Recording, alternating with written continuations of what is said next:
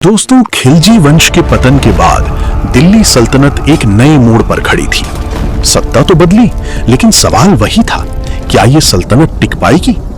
इसी दौर में उभरता है एक नया वंश, तुगलक वंश, 1320 से 1413, जो बनेगा सल्तनत का सबसे शक्तिशाली और सबसे विवादित अध्याय।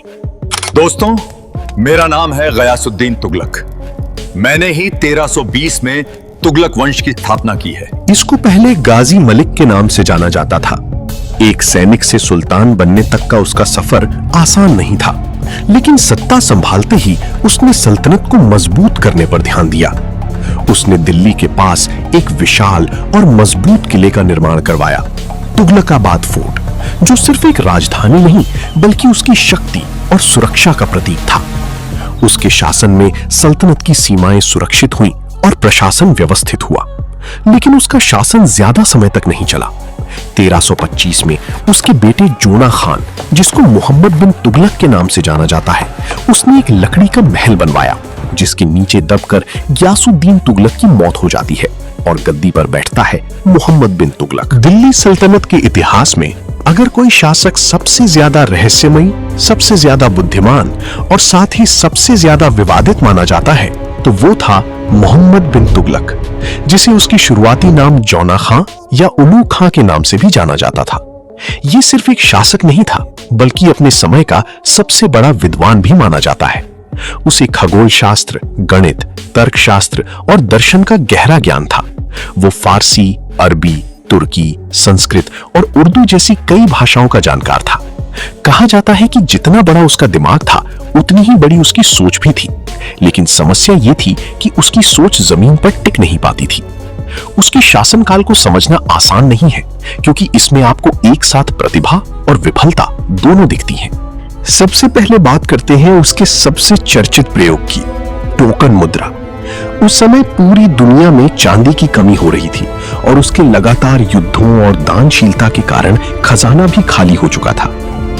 दोस्तों, मैं एक नया प्रयोग करने जा रहा हूं। मैं तांबे के सिक्कों को चांदी के सिक्कों के बराबर घोषित कर रहा हूं। मैंने तो अब अपनी तरफ से कुछ अच्छा करने का ट्राई किया है।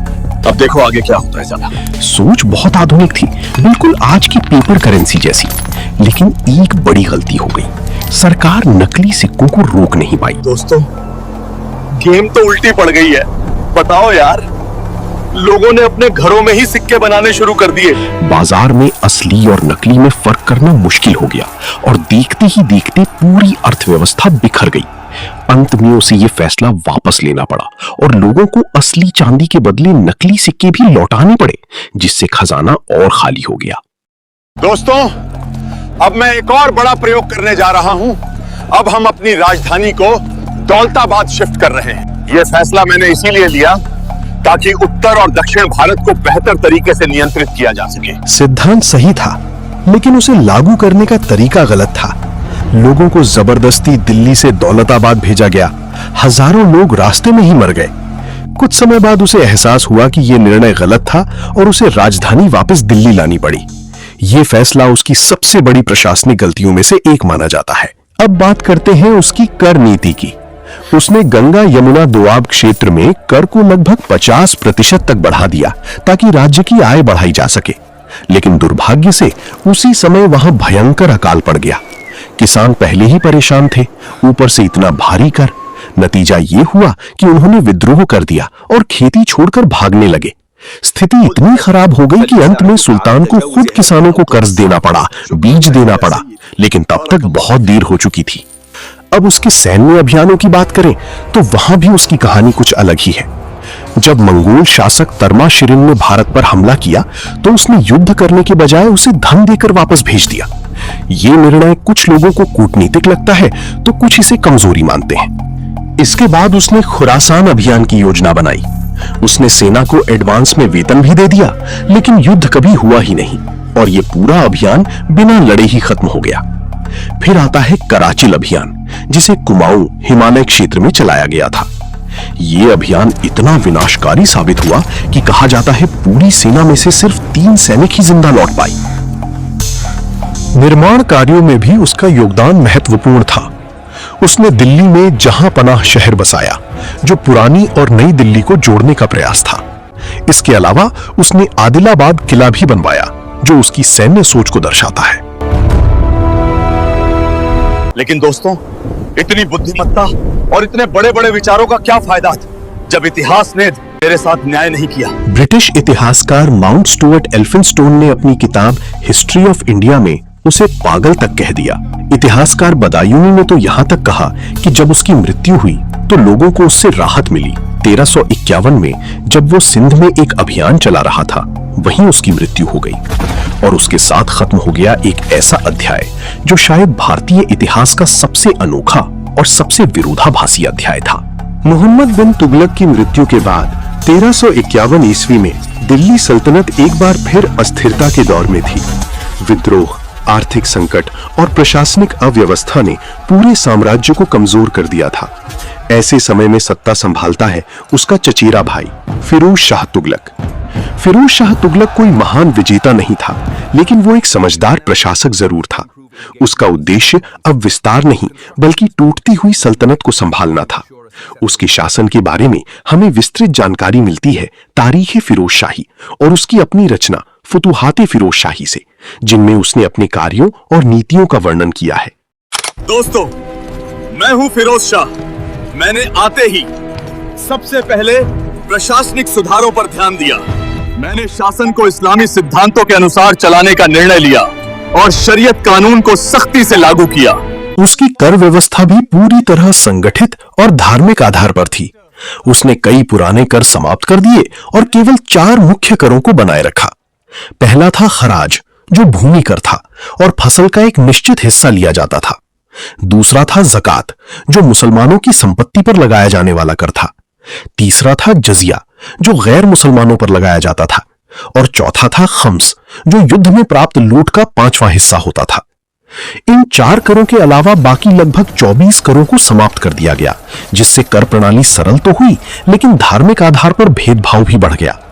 भाइयों, मेरे बारे में चाहे कुछ और याद रखना चाहे ना, बस ये जरूर याद रखना कि मैंने ही नहरों का विशाल जाल बिछाया था। तो ये पेपर में कई बार डायरेक्ट पूछ लेते हैं। उसकी नहरों के बारे में जानकारी हमें इतिहासकार याहिया सिर हिंदी की पुस्तक तारीखे मुबारक शाही से मिलती है। इनमें प्रमुख नहरें थीं यमुना से हिसार तक, सतलुज से पंजाब क्षेत्र तक, घग्गर से फिरोजाबाद तक, जिनसे सूखे क्षेत्रों में भी खेती संभव हो पाई। उसने अपने शासन की आय का आकलन करने के लिए हिसामुद्दीन नामक अधिकारी को पूरे राज्य का दौरा करने भेजा। लगभग 6 वर्षों तक चले इस सर्वे के बाद ये निष्कर्ष निकला कि राज्य की वार्षिक आय लगभग 6 करोड़ 75 लाख टन का थी। इससे पता चलता है कि उसका प्रशासन आर्थिक रूप से काफी व्यवस्थित था। उसने सैनिक व्यवस्था में भी उसने बड़े बदलाव किए।